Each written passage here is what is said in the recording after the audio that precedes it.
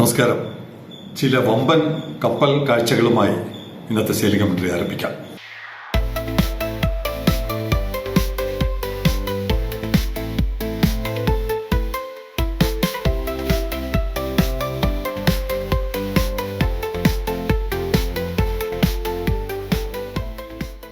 ഇന്നലെ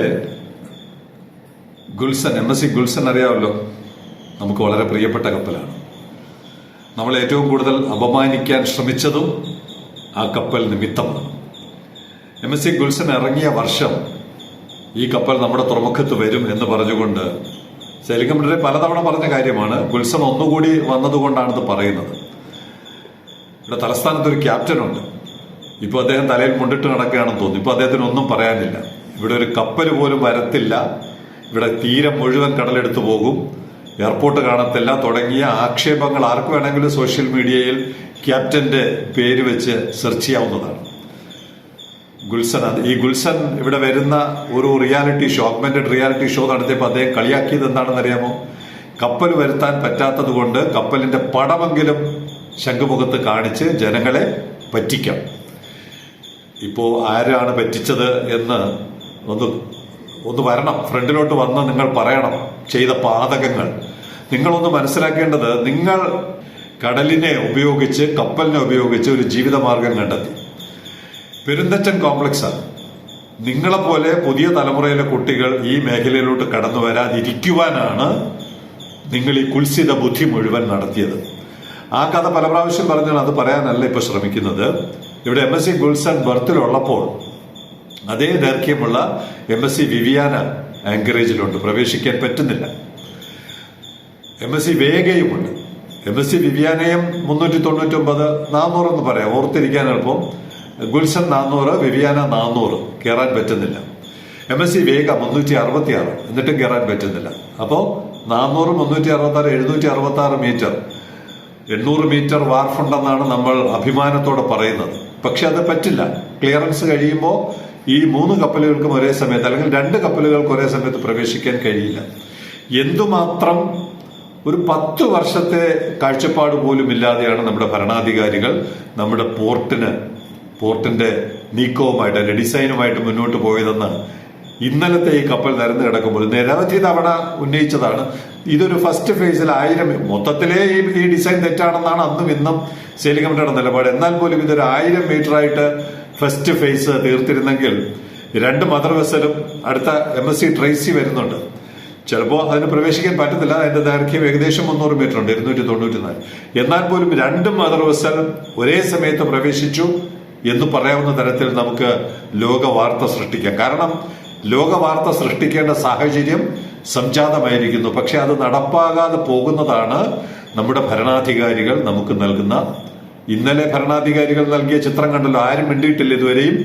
നമുക്ക് നോക്കാം, ശനിയാഴ്ച വരെ നോക്കിയിരിക്കാം. വെള്ളിയാഴ്ചയാണല്ലോ പ്രവൃത്തി ദിനം അവസാനിക്കുന്നത്. നമുക്ക് ശനിയാഴ്ച വരെയും നോക്കിയിരിക്കാം ഗേറ്റ് തുറക്കുമോ ഇല്ലയോ എന്ന്.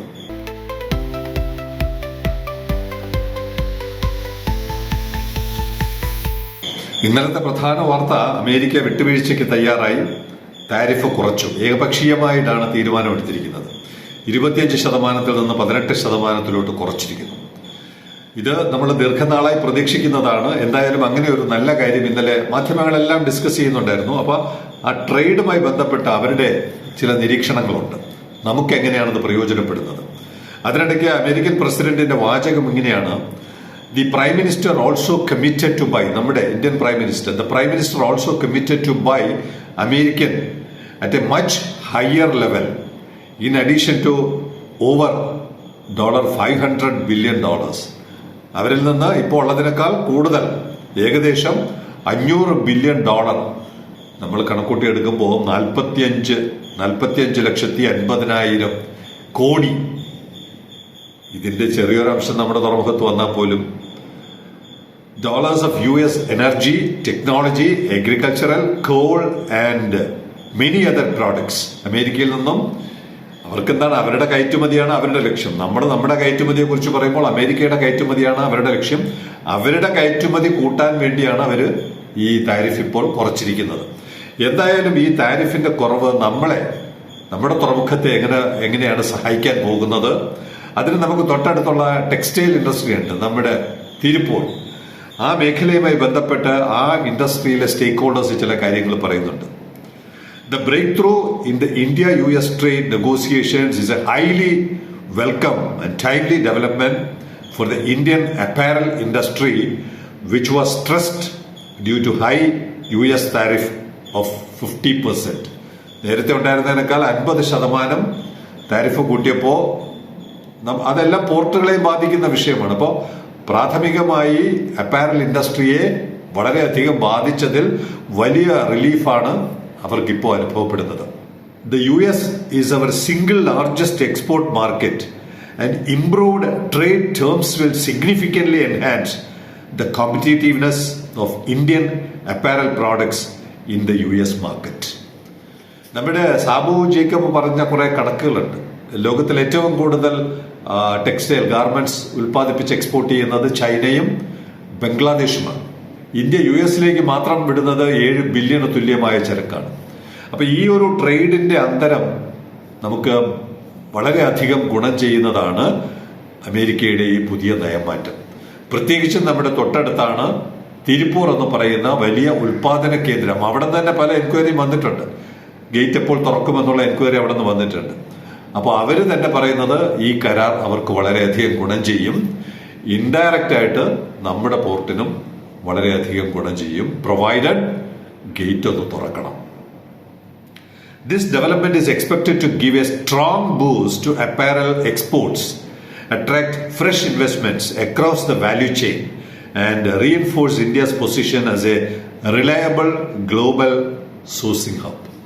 അമേരിക്കയ്ക്ക് വിശ്വസിക്കാവുന്ന, പർച്ചേസ് ചെയ്യാൻ പറ്റുന്ന ഒരു റിലയബിൾ രാജ്യമാണ്, ഉൽപാദക രാഷ്ട്രമാണ് ഇന്ത്യ എന്നുള്ള നിലയ്ക്ക് ഈ താരിഫിന്റെ കുറവ് ഈ ഇൻഡസ്ട്രി വളരെയധികം സഹായിക്കും.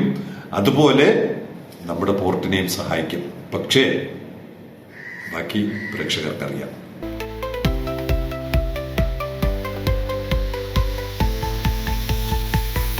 സെയിലിംഗ് കമന്ററി പറഞ്ഞു നിർത്തിയെടുത്ത് റാന്നിയിൽ നിന്ന് സക്കറിയ സാർ എഴുതുന്നുണ്ട്, ഗേറ്റ് തുറക്കാതെ 564 ദിവസം യുദ്ധകാല അടിസ്ഥാനത്തിൽ പ്രവർത്തിച്ച് ഗേറ്റ് തുറക്കാമല്ലോ.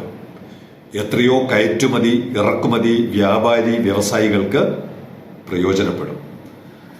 ഇന്നലത്തെ സെയിലിംഗ് കമന്ററി കണ്ടിട്ട് ഒരു കയറ്റുമതി എക്സ്പോർട്ടർ പ്രധാനമന്ത്രിക്ക് നേരിട്ട് കത്തെഴുതി.